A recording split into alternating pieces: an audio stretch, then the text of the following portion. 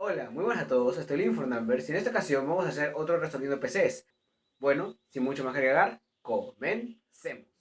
Bueno, en la pregunta 1A tenemos lo siguiente. Tenemos un vector posición de átomos de carbono con hidrógeno. Y nos dicen que un átomo tiene esta posición con respecto al centro. Entonces nos piden hallar el vector unitario de esta posición. ¿Cómo se realizaría? Bueno, recordemos el concepto de vector unitario. El vector unitario es igual al vector posición entre el módulo del vector posición. Entonces, hay que sacarle módulo a este vector R.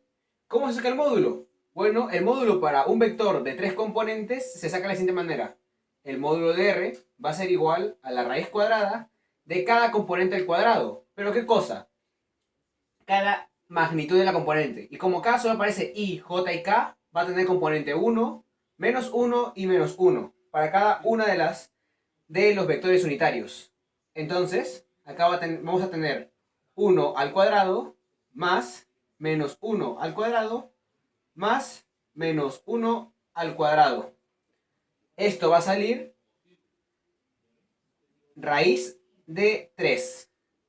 Y este módulo lo reemplazamos. Tenemos ahora el vector unitario de R va a ser igual al vector posición, que sería I menos J menos K entre raíz de R. Y ese sería el resultado de la pregunta 1.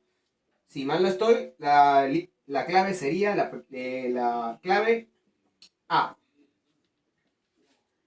Bueno, ahora vamos con la pregunta 1B. En la pregunta 1B tenemos el siguiente enunciado. Un automóvil viaja con una rapidez de 30 metros sobre segundo durante un tercio del tiempo. Entonces, vamos a borrar esto que ya no nos sirve. Durante un tiempo total, vamos a llamarle TT al tiempo total, el automóvil durante un tercio de ese tiempo total viaja con una velocidad de 30 metros sobre segundo. Mientras que el tiempo restante, o sea, los dos tercios del tiempo total, lo viaja a una rapidez de 15 metros sobre segundo. ¿Qué quiere decir esto? Nos quiere decir lo siguiente. Nos piden hallar la rapidez promedio. Entonces, la rapidez promedio, ¿a qué es igual? Es igual a la distancia recorrida entre el tiempo, pero sabemos que solo está avanzando. Entonces, distancia que es igual. Acá tenemos dos lapsos de tiempo diferentes con dos velocidades diferentes. Pero si nos damos cuenta, la velocidad es constante. Como la velocidad es constante para cada uno de los lapsos de tiempo, entonces la aceleración es igual a cero. Por lo tanto, este es un concepto solo de MRU. Posición final es igual a la posición inicial más velocidad inicial por variación del tiempo. ¿Sí o no? Para el primer tramo vamos a tener esta cantidad de tiempo. Entonces sería, si la posición inicial es cero, sería cero. Y nos quedaría que la posición final para el primer tramo es igual a 30 metros sobre segundo por un tercio del tiempo total. ¿Y dónde comienza el segundo tramo? Bueno, en XF, ahí comienza. Entonces, ¿y si sumamos el primer tramo con el segundo tramo que obtenemos? D. ¿Por qué? Porque las dos velocidades son positivas. ¿Qué quiere decir? Que la partícula o el auto solo va a avanzar, no va a retroceder en ningún momento. Por lo tanto, la distancia recorrida va a ser la distancia 1 y la distancia 2. La distancia 1 ya la tenemos, que es XF, que lo podemos reemplazar acá como se va 30 con 3, nos quedaría 10 tt, más la velocidad, que es 15 metros sobre segundo del segundo tramo, por la variación del tiempo, que también sería 2 tercios tt, entre 3. ¿Y eso a qué se le divide? Al tiempo total. ¿Cuál es el tiempo total? Bueno, lo hemos denominado tt. Entonces le vamos a poner todo esto entre t sub t. ¿Y qué pasaría acá? Bueno, 15 entre 3 nos queda 5, 5 por 2 nos queda 10. Entonces nos quedaría 10 tt más 10 tt entre tt. Acá, como podemos ver, el tiempo total se puede eliminar en cada parte y nos quedaría que la rapidez va a ser igual a 20 metros sobre segundo. Y la clave para ese ejercicio sería la respuesta B. Ahora, para finalizar esta primera parte, vamos a ir con la pregunta 1C, que nos pide lo siguiente. Una partícula se mueve en línea recta. Acá dijo la partícula y que se mueve en línea recta. Si tiene una velocidad negativa, como la velocidad es negativa, vamos a tener que dibujar la partícula para el otro lado. Para acá está su velocidad, tomando Y y X como nuestros ejes coordenados. ¿Y qué va a pasar? Que la aceleración también es negativa, entonces va a haber una aceleración que va paralela y en la misma dirección que la velocidad. Y nos preguntan si está en reposo entonces la partícula, acelerando, desacelerando o si no se puede determinar. Hay que recordar algo. La velocidad es vectorial. Entonces, como la velocidad vectorial es igual a una magnitud, que es la rapidez, por un vector unitario. Y hay que recordar que la aceleración es la tasa de cambio de la velocidad con respecto al tiempo. ¿Esto qué nos quiere decir? Si la aceleración cambia de forma negativa, ¿acá qué va a hacer? Va a restar o a sumarle a la velocidad si es que la velocidad es negativa. Vamos a ver con un ejemplo. Si la velocidad en un instante vale menos 1 metro sobre segundo y en un segundo le multiplicamos menos 1 metro sobre segundo al cuadrado por 1, que esa es la razón de cambio, esta es la aceleración, por un segundo, se va segundo con segundo, y la velocidad se convertiría en menos 2 metros sobre segundo. ¿Qué hizo? ¿Incrementó la velocidad o esta disminuyó? La velocidad aumentó, esta incrementó, porque la velocidad es mayor en magnitud a lo que era anteriormente. Por lo tanto, el cuerpo está acelerando. Entonces, no es que está desacelerando. Si estuviese desacelerando, por concepto, la desaceleración se da de la siguiente manera. Cuando la velocidad y la aceleración van en direcciones opuestas. Si van en direcciones o en las mismas direcciones, la velocidad nunca va a ser cero. Pero si van en direcciones opuestas, como puede ser el caso de un resorte, digamos que acá tenemos un resorte, acá está empotrado, el resorte va a ir desde la posición inicial, que va a ser x sub 0, hasta una posición final, que vamos a llamar x final. Y acá el anti-x final, o x final prima. Va a ir este bloque va a ir de acá a retroceder. ¿Y por qué acá va a parar? Porque cuando esté yendo hacia este lado, la aceleración, por la fuerza del resorte, va a pedir que lo jale. Aunque la velocidad esté yendo en la dirección hacia la derecha, la aceleración está yendo a la izquierda, llegando a este punto siendo una velocidad cero y haciendo que la aceleración lo jale, ganando velocidad negativamente. Lo mismo pasa acá. Acá, si es que están yendo en la misma dirección, aunque sea negativa, se considera que está acelerando un cuerpo porque está ganando la velocidad, aceleración en su misma dirección. Por lo tanto, la clave para este ejercicio sería también la B. Está acelerando. Y bueno, ahora nos vamos con los siguientes ejercicios.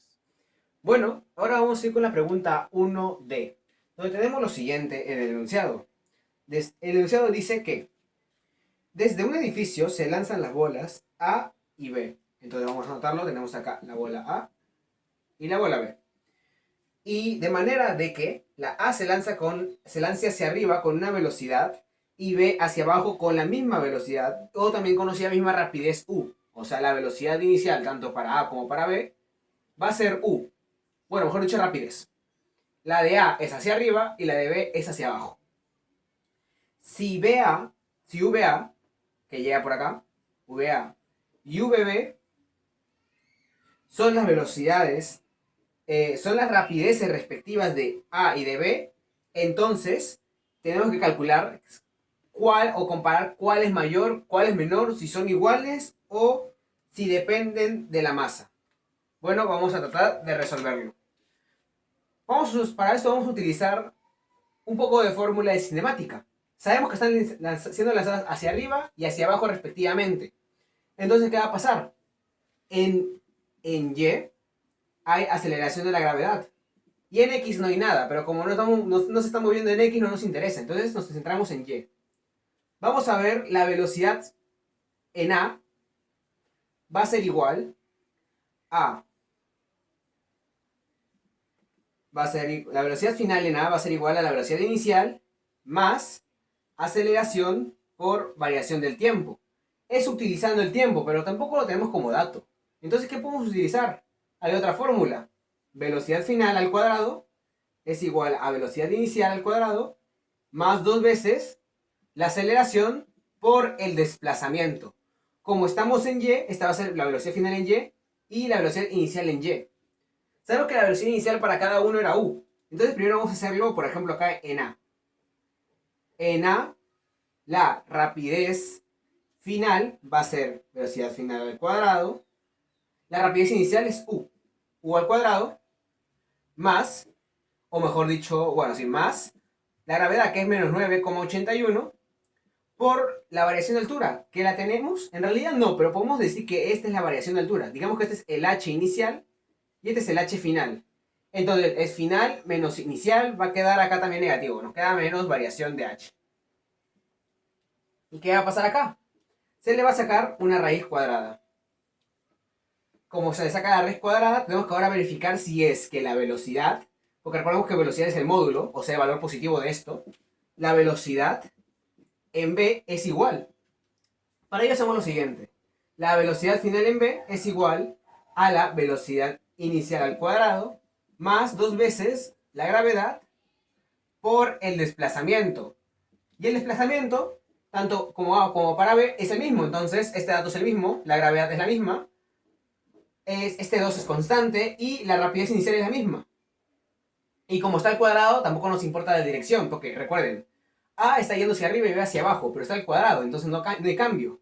Por lo tanto, acá pasamos la raíz cuadrada y nos quedaría de que la velocidad final en A, o mejor dicho, la rapidez, porque es el módulo, la rapidez en A, es igual a la rapidez en B, utilizando la cinemática con velocidad final al cuadrado es igual a velocidad inicial más 2 veces gravedad por variación de H. Y la clave para esta pregunta sería la B. Ahora vamos con la pregunta E. La pregunta E dice lo siguiente. Un pequeño carro está rodando a velocidad constante. La velocidad es constante. Sobre una pista plana. O sea, no hay curva, no va a haber acá movimiento tangencial al parecer. Dispara una pelota en el aire mientras se mueve. Después de disparar, ¿qué sucede con la pelota? A. Depende de qué tan rápido se mueve el carro. B. Se cae detrás del carro. C. Se cae adelante del carro. O D. Vuelve a caer en el carro. ¿Qué pasará? Bueno, acá recordemos que si está rodando significa que hay velocidad angular. Entonces, la velocidad es igual a la velocidad angular por la distancia. ¿Y qué va a pasar? Recordemos que esta velocidad es constante. No sabemos para dónde va, pero estoy suponiendo que está yendo en dirección horaria. Entonces, si es dirección horaria, va a ir en esta dirección. Como está yendo en esa dirección, recordemos de que la velocidad, ya que es constante, va a ser la misma en todo punto. Por lo tanto, en el punto donde es lanzado esta bolita o la bola, va a tomar la misma velocidad que cualquier punto del carro. Por lo tanto, ¿qué va a pasar? La velocidad angular va a ser la misma en este punto. ¿Y hacia dónde va a ir? Bueno, no puede que no sea la misma, pero tiene la misma dirección. Por lo tanto, va a tomar el mismo rumbo de la rapidez o velocidad. Por lo tanto, la pelotita, o mejor dicho, si el carro está yendo hacia la derecha, como he dibujado en esta ocasión, la pelotita, al ser disparada y tener una velocidad igual a la rapidez angular por el radio, y siendo la rapidez angular paralela a la velocidad, también va a ir en la misma dirección que la del carro. Entonces, por lo que pasa con la gravedad, esta pelotita no va a ir recta, como va el carro. Por la gravedad, la pelotita va a ir cayendo hasta llegar nuevamente al carro. Por lo tanto, ¿qué pasa con la pelotita? Vuelve a caer en el carro. Y la respuesta para esta pregunta sería la D. Ahora vamos con uno bien interesante que es la 1F, que nos dice lo siguiente. nos dice, si la posición de un automóvil es cero, su rapidez tiene que ser cero. Bueno, para contrarrestarla, hemos hecho una gráfica. ¿Por qué? Digamos que tenemos, esta es la gráfica de posición versus tiempo, y tenemos acá un carro que se mueve en una línea recta, ¿de acuerdo? Digamos que acá está la posición inicial. Ya, ok. En este momento, sí, le vamos a decir que la velocidad es cero. Perdón, sí, la velocidad y la rapidez es cero. ¿De acuerdo? Pero vamos a hacer que pase el tiempo, que el carro avance hasta un punto que no conocemos, que vamos a llamarle X sub 0. Hasta este punto X sub 0 se ha movido el carro. Y después va a comenzar a retroceder porque se olvidó algo. Se fue a comprar a Ripley y a Sodimac y se olvidó de algo, se olvidó de su billetera. Entonces tiene que regresar. Y como tiene que regresar, va a volver. ¿Y qué pasa cuando acá cambió de sentido? Entonces, como en el punto X sub 0 cambió de sentido, ahora es en el X sub 0 donde su velocidad es 0. ¿Y cómo se puede ver esto? Según la gráfica, ¿qué pasa si hacemos la recta tangente acá? La pendiente es horizontal. ¿La pendiente qué representa? La pendiente sería la derivada de la posición con respecto al tiempo, que es igual a la velocidad. Y esta es igual a 0. Por lo tanto, ¿qué quiere decir? Que en este punto, o sea, en el punto donde quiso volver por sus cosas, su velocidad era 0. Y comenzó a volver. Y cuando vuelve, ¿qué va a pasar? Comienza a ganar velocidad. La velocidad incrementa. Al punto que a volver a pasar por el punto X sub 0, su velocidad puede que sea menor que 0, o sea, que sea negativa. Pero a nosotros, ¿qué nos interesa? Que sea diferente de 0. ¿Y cómo lo podemos ver según esta gráfica? Si nos vamos al punto T' que hemos señalado acá, después de un tiempo que no conocemos, este carro ha vuelto al punto X sub 0. Se puede ver en la gráfica de posición. Este es el punto X sub 0 y acá está el carro.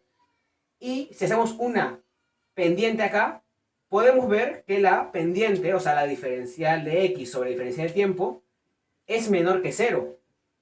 ¿Y qué quiere decir que es menor que 0? Que es diferente de 0.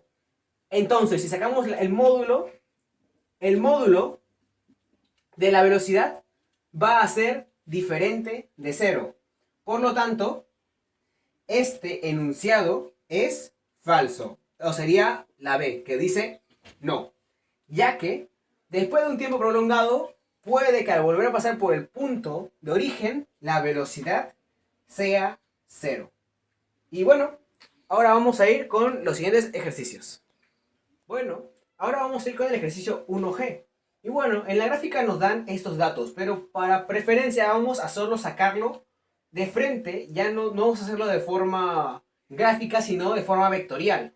¿Cómo? Bueno, AC tenemos de que avanza, según este punto de referencia, 1 en I y baja menos 2 en J. El vector B avanza 1 en I y 1 en J.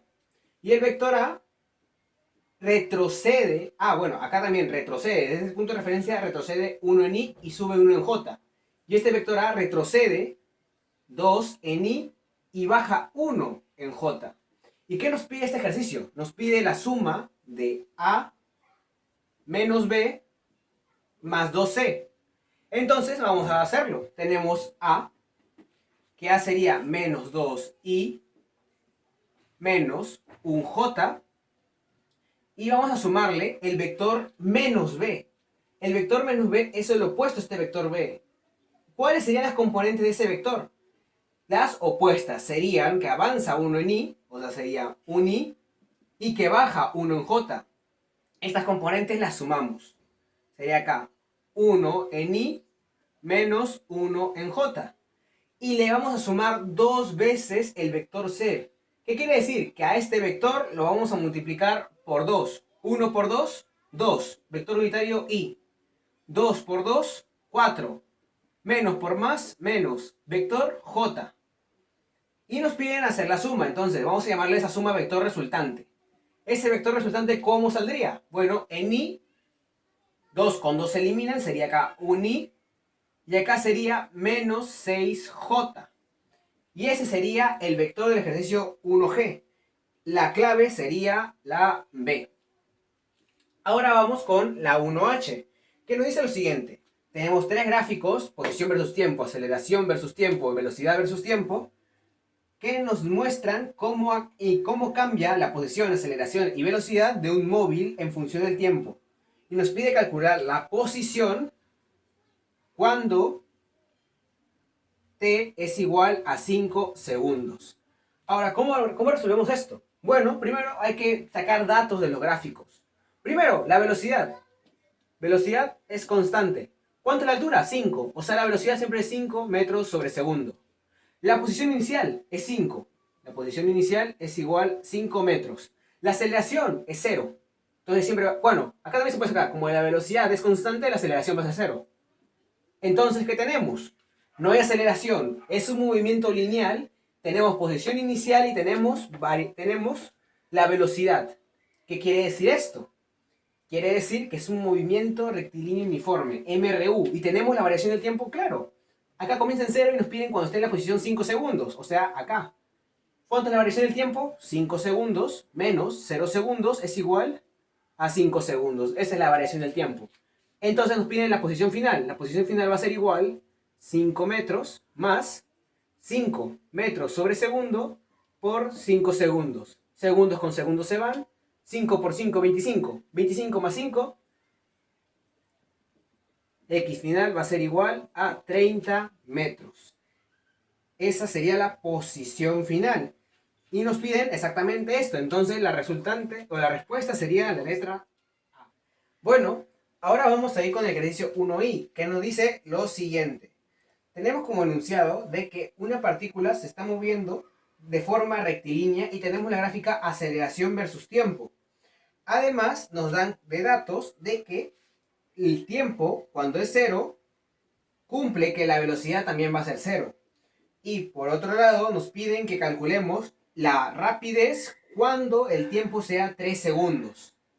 Entonces, hay que buscar los datos que nos pueda dar la gráfica. Primero, la gráfica tenemos tiempos marcados de 0 a 2 y de 2 a 4. A nosotros nos interesa cuando esté en 3 segundos. Entonces, ¿cuánto es la aceleración del intervalo de 0 a 2 segundos? De 0 a 2 segundos, la aceleración es 2 metros sobre segundo. Entonces, ¿qué hay que hacer acá? Bueno, hay que hacer la siguiente fórmula. Velocidad final, velocidad inicial, más aceleración por variación del tiempo. Sabemos que la rapidez inicial es 0, entonces la velocidad inicial será 0. Y la velocidad final, ¿cuánto será? Será la aceleración, que vale 2 metros sobre segundo positivo, por la variación del tiempo. La variación del tiempo son solo 2 segundos, porque estamos tomando el primer intervalo. 2 por 2, 4 metros sobre segundo. Pero esta no es la respuesta final. ¿Qué va a pasar? Nos falta este pequeño intervalo, el que está acá, donde la velocidad es negativa. Y esa es la velocidad que nos pide. La velocidad, cuando el tiempo es igual a 3 segundos, va a ser igual. Esta velocidad, que es cuando vale 2, va a ser 4 metros entre segundo, más la aceleración. Pero la aceleración ahora es negativa, vale menos 1. Entonces menos 1 metros sobre segundo al cuadrado por la variación del tiempo, que en este caso, ¿cuántos segundos son? Es un segundo. Como es un segundo, segundo con segundo se van, 1 por 1, 1, más por menos, menos, 4 menos 1 es igual a 3 metros sobre segundo. Y esa sería la respuesta de la 1i. Y la clave sería la letra C. Bueno, ahora vamos con el ejercicio 1j, donde tenemos lo siguiente. Tenemos un plano inclinado, o mejor dicho un paralelogramo, donde acá tenemos el vector A y dos direcciones más, que está la dirección C y la dirección B. Y nos piden descomponer A en la dirección de B. Pero hay que recordar algo, el plano está inclinado, por lo tanto, no cumple con la regla de que sea 90 grados, sino que esto se podrá resolver con el método de senos o tal vez con la ley de cosenos. Sin embargo, no es necesario aplicarlas acá por una simple razón. Hay una cuadrícula y en la cuadrícula hay un dato muy importante acá, de que esta línea, si hacemos un ángulo de 90, se puede trabajar o se puede descomponer en esta magnitud que está en la dirección de B coincidentemente. Recordemos cómo nosotros transformamos triángulos o cómo sacamos el coseno. Cogemos acá un ángulo alfa y sacamos el coseno, y el coseno es la proyección de esta magnitud A sobre la magnitud plana que queramos. Como cumple que esto sí va a formar un ángulo de 90, este ángulo sí puede sacar el coseno, o sea, va a ser coseno del ángulo por la magnitud del vector A. Y esta magnitud, coincidentemente, va a ser su caída de la punta de forma rectilínea a este vector B, que cumple con 1, 2, 3, 4 cuadrados. Entonces, esto va a ser igual a 4U. Esto se puede ver mejor en la gráfica del simulacro. Pero no confundir que esto va a ser una proyección, y las proyecciones siempre son rectas, a bueno, ese es otro tipo de proyección, una proyección inclinada. No confundir proyecciones rectas con proyecciones inclinadas, porque esto se aplicaría para otros tipos de ejes, que son ejes que se verán más adelante. Ahora sí, bueno, iremos con las preguntas de desarrollo. Bueno, ahora vamos con el ejercicio número 2. En esta ocasión tenemos una pelotita que está cayendo por el tejado y nos da los siguientes datos. La pelotita nace del reposo, o sea, la velocidad inicial es 0. Aparte nos da la altura que hay entre la base del tejado con la base del piso, la cual es 5 metros. Nos da la longitud del tejado, de donde cae la pelotita hasta la punta, que es 6 metros. Y nos dan, aparte, el ángulo alfa, que es igual a 30 grados. Y obviamente tenemos siempre implícito en todo problema de este tipo la gravedad. O en general siempre la tenemos implícita ahí. ¿Y qué nos piden? Bueno, nos piden la variación del tiempo. ¿Cómo modelamos este ejercicio? Va a ser un movimiento con aceleración constante, ya que tenemos la aceleración de la gravedad. ¿Y qué vamos a utilizar? Utilizaremos la fórmula de cinemática. Velocidad final al cuadrado es igual a velocidad inicial al cuadrado más 2 veces aceleración por variación de s. ¿Por qué le he puesto variación de s? Porque puede ser tanto variación de x como variación de y. Entonces, para evitarme problemas, s. Y velocidad final es igual a velocidad inicial más aceleración por variación del tiempo. Es todo lo que tenemos para esta resolución. ¿Y cómo iniciamos? Bueno, hay muchas formas de verlo. Primero, colocar los ejes, los cuales ya los he colocado. El eje Y y X convencionales.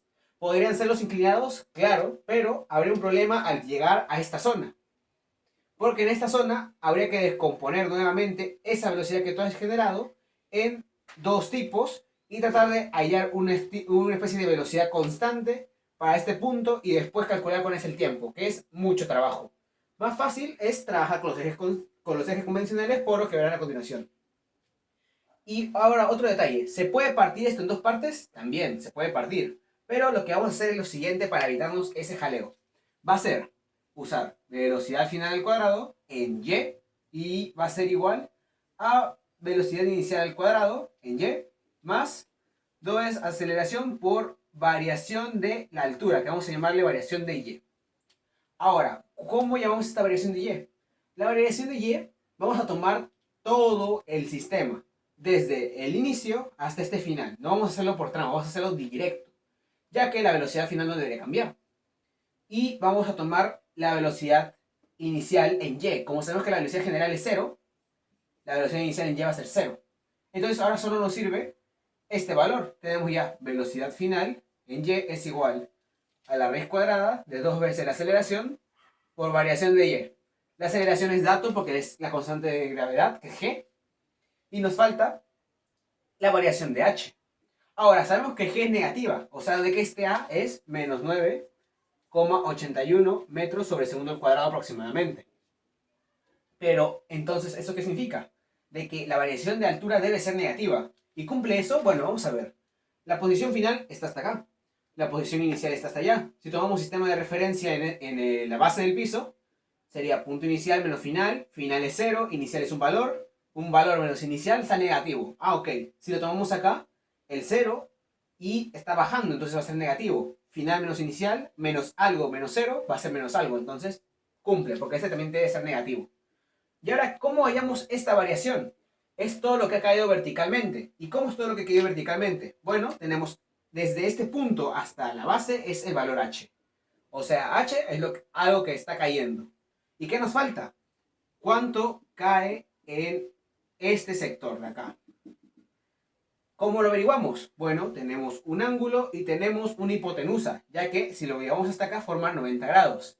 Entonces, esta caída o esa bajada va a ser igual a L por el ángulo opuesto de alfa o el seno de alfa. Y esto va a ser, vamos a llamarle a este D. Va a ser igual a D. Entonces, ¿cuánto va a ser la bajada? Bueno, la bajada de esto va a ser 2 por menos 9,81 por, va a ser menos 1, vamos a factorizarlo, menos con menos se eliminan, H más D. ¿Y D cuánto valía? L seno de alfa. Entonces va a ser 2 por 9,81 por H más L seno de alfa. Y ese va a ser el valor de la velocidad final en Y. ¿Y por qué nos interesa todo esto? Bueno, nos interesa porque recordemos que las fórmulas nos piden tener ciertos valores. Y si queremos encontrar el tiempo, una de las fórmulas más fáciles para encontrarlo es esta que estoy mencionando o que estoy apuntando en este momento. ¿Y de qué necesito? Necesito la velocidad final. La inicial ya la tenemos, la aceleración ya la tenemos. ¿Qué nos faltaba? La velocidad final. Ya la hemos conseguido. ¿Y por qué no me centré en el eje X? Porque bueno, si tomamos que la aceleración solo está siendo hacia abajo y sabemos que la velocidad inicial es cero, ¿qué quiere decir? Que su componente en Y es cero y la componente en X también es cero. Y como en X no existe aceleración, va a ser constante, no importa cuánto se mueva en el eje X. Solo va a cambiar en el eje Y. Entonces, ¿eso qué quiere decir? Bueno, quiere decir lo siguiente. Quiere decir que si calculamos la velocidad final en Y, tenemos la velocidad inicial en Y y la aceleración en Y, podemos encontrar la variación de tiempo, ya no solo en Y, sino general. Entonces, ¿cuánto viene a ser la variación del tiempo? La variación del tiempo va a venir a ser velocidad final en Y entre la aceleración igual a variación del tiempo total. ¿Por qué? Como dije, la velocidad inicial es cero, entonces este valor se elimina. La aceleración pasa a dividir. Pero acá hay un detalle importante. ¿Esta velocidad final es positiva o negativa? La razón que nos va a decir. La razón nos dice que está cayendo. Entonces, si está cayendo y su velocidad inicial era cero, ¿qué tipo de velocidad gana? Velocidad negativa. ¿Y tiene sentido con el problema? Sí. Porque la aceleración de la gravedad es negativa. Entonces sería negativo entre negativo. Se eliminan y nos queda positivo. Justamente lo que nos pide el tiempo. Que el tiempo debe ser positivo. Ahora, ¿cuánto sale todo esto ya resuelto? Esto resuelto sale 1,28 segundos aproximado. Pero como al parecer estamos llevando dos cifras inflativas, la respuesta general sería 1,3 segundos. Porque nos guiamos a las cifras. Acá nos dan cifras. Este dato yo lo he puesto. Nos lo dan en palabras. Pero como datos nos dan 5,0, 6,0 y 30. Cada uno tiene dos cifras. Respuesta final en dos cifras. Y ese sería el ejercicio número 2. Nos vemos ahora con el número... Bueno, ahora vamos a resolver el ejercicio 3 de la PC, donde tenemos lo siguiente. Tenemos acá un sistema cartesiano con diferentes fuerzas en diferentes direcciones. Y tenemos que, como datos, la magnitud de cada fuerza y la dirección de cada una de las fuerzas. Aparte, ¿qué nos piden? Nos piden la fuerza resultante. Eso quiere decir la sumatoria de todas las fuerzas, que eso va a ir en el modelamiento. Y aparte, ¿qué nos piden? El ángulo de la fuerza resultante con respecto al eje positivo X. ¿Y eso cómo se halla? Una vez obtenida la fuerza resultante, la tangente del ángulo va a ser la FY entre FX. Y si no, habrá que hacer unos juegos más adelante para sacar el ángulo. Así que, comencemos. Tenemos las fuerzas. ¿Cómo sumamos las fuerzas? Las fuerzas pueden tener hasta dos componentes si es que es un plano. Si es que fuera un espacio, hasta tres. Entonces, ¿qué tenemos que hacer? Tenemos que hallar esas componentes. En este caso tenemos el X y el Y, que van a tener componente Y y componente J. Por lo tanto, habrá que descomponer cada una en I y en J. Vamos con el F1, que tenemos acá. ¿Cómo lo descomponemos? Bueno, tenemos una magnitud, que eso ya es bueno. Entonces, podemos hacer lo siguiente. 80 kilonewtons, o bueno, vamos a dejar kilonewtons para el final, 80 nomás. 80, pero va a ir en el eje X, su componente va a ser 80 por este valor 3. Pero se va a dividir con la hipotenusa. ¿Por qué? Acá va a haber un ángulo imaginario que vamos a crear. Esta va a ser la dirección 1. Entonces, para descomponer este con una proyección perpendicular, habrá que hacer el coseno del ángulo 1 por 80 kilonewtons. ¿Y cuál es el coseno del ángulo 1? Tenemos acá que el coseno del ángulo 1 es igual al adyacente, que en este caso va a ser 3, sobre la hipotenusa. ¿Cuál es la hipotenusa? El módulo de 3 y 5, que en este caso 5 al cuadrado va a ser 25. 25 más 9, que es 3 al cuadrado, es igual a 34. Entonces será 3 entre raíz de 34. Y eso se le multiplica al 80. Entonces va a ser 80 por 3 entre raíz de 34. ¿Este en qué componente está? ¿En I positivo? Sí, porque sigue el eje X. Entonces va a ser I positivo. Y ahora vamos con el eje Y. Ojo, acá ya tenemos como dato entonces que esto vale, o la hipotenusa vale raíz de 34. Por lo tanto, para hacerlo en el eje Y, ya no es el adyacente, sino el opuesto. ¿Y el opuesto cuánto vale? 5. Entonces va a ser 80 por 5 entre raíz de 34J. ¿Positivo o negativo? Va en la dirección del eje Y, entonces va a ser positivo. Y ahora vamos a hacerlo con el F2. El F2, acá va a suceder lo mismo. Hay un ángulo director 2 y habrá que sacar el coseno, su seno, su tangente y etc. ¿Cómo lo hacemos? Bueno, vamos a ver la figura. Primero hallar la hipotenusa. Sería 25 al cuadrado más 16 al cuadrado. Sería entonces raíz de 25 más 16. Que esto va a ser igual a la raíz de 41. Entonces la raíz de 41 es lo que va a venir acá. Y en el eje X está pegado al ángulo, por lo tanto va a ser lo mismo acá. Va a ser en este caso 30 por... ¿Quién acompaña el eje X? El 5. Debido a que es el pegado, entonces sería por 5 entre la hipotenusa, que es raíz de 41. Esto va a ser en Y, positivo porque lo acompaña el eje X. Y ahora en Y está disminuyendo. Como está disminuyendo, va a ser negativo. Y va a ser nuevamente 30 kilonewtons por el valor que está disminuyendo, que en este caso es 4. Entonces va a ser por 4 entre la hipotenusa, raíz de 41 en J. Recordad que este es 4. Una vez obtenido ya estos dos, nos tenemos que ir con los siguientes. A lo cual también vamos acá a ponerle un ángulo director 3. Y sacarle por el USA. Bueno, este triángulo es más fácil. 3, 4, 5. Sin mucho que hacer.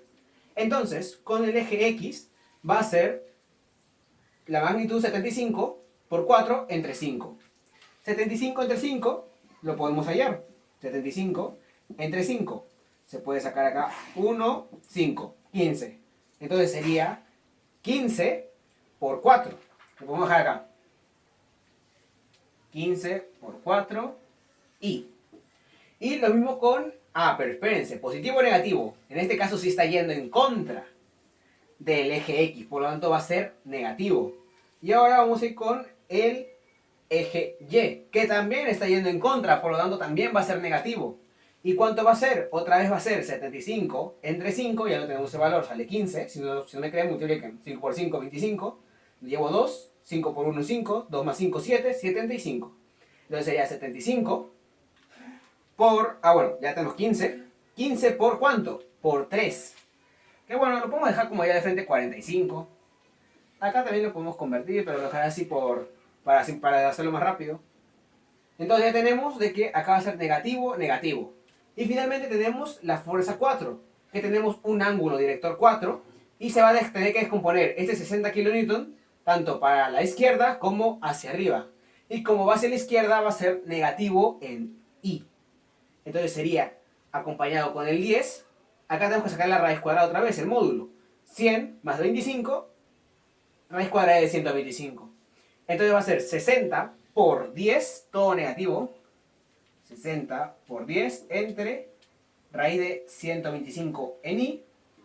Más, porque ahora sí vamos a ir hacia arriba acompañando al eje Y. 60 por 5 entre raíz de 125. Va a ser 60 por 5 entre raíz de 125. J. Y finalmente, ¿qué vamos a hacer? Bueno, tenemos que sumar todas las componentes y los resultados que vamos a encontrar van a ser los que ya hemos puesto desde el inicio del ejercicio.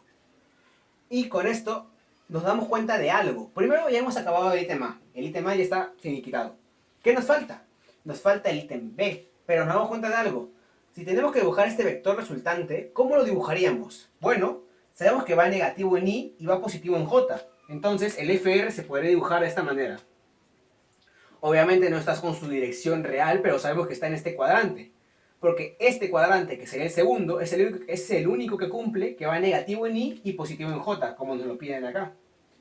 Y ahora podemos calcular este ángulo. Pero ¿cuál es el que nos piden? Nos piden con respecto al eje X positivo.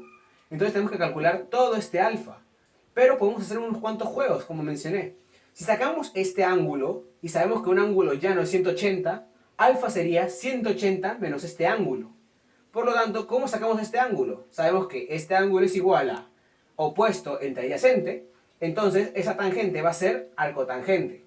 ¿Y tenemos las componentes opuestas y adyacentes? Claro que las tenemos. Acá las tenemos, la fx, y acá está el fy. Sin embargo, hay un detalle que hay que mencionar. Cuando lo hacemos de esta forma, ya nos olvidamos del signo. Si lo estuviésemos haciendo con el signo, ya esta cosa cambia. Esta es la forma que estoy haciendo y acá cuando estamos haciendo el triángulo nos olvidamos del signo por completo. Nos interesan solo las magnitudes y nos saldrá un ángulo. Que en este caso el ángulo es 32,8. Esto ya está aproximado. Y bueno, habrá que restarle a 180 32,8. Lo cual aproximándolo saldrá 147 grados. Y ese sería el ángulo que hay entre la fuerza resultante y el eje positivo X. Bueno, eso sería todo por la sesión de hoy. Espero que les haya gustado. Por favor, si es así, no olviden dejar su like, que me ayuda bastante. No olviden dejar su comentario en la cajita de comentarios. No olviden compartir el video, suscribirse, tocar la campanita. Y no se olviden tampoco que haya una página en Instagram para que puedan mandar sus preguntas, para que puedan pedir ayuda o asesoría. Eso sería todo por esta ocasión. Nos vemos en otra y chao, chao.